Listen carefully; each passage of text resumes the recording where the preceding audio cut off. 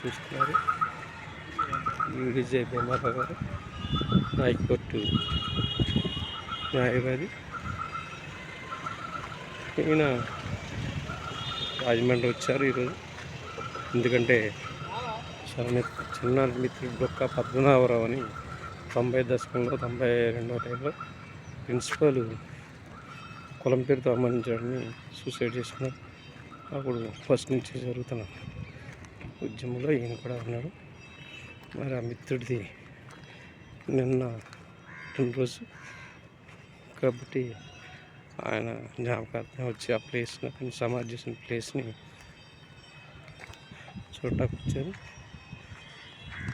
భీమారావు గారు మరో మిత్రుడు మోహన్ గారు, ఈయన ఆంధ్ర యూనివర్సిటీ ప్రొఫెసర్గా పనిచేస్తున్నారు. ఇది పరిస్థితి. చూడు ఎక్కడ ఇదే మన అప్పుడు అదే ఇప్పుడు చూడ మొక్కం కదా అనుకుంటా. అదేనా ఇది ఇదే అనుకున్నా ప్లేస్. ఇదేనా ఒకప్పుడు ఇదంతా కూడా సమాధులతో ఉండి ప్రస్తుతం అంతా కూడా దీన్ని కమర్షియలైజ్ అయిపోయి శ్మశానం కూడా ఒక కమర్షియల్ అయిపోయి గుళ్ళు గోపురాలు ఆ క్రమంలో ఇదంతా కూడా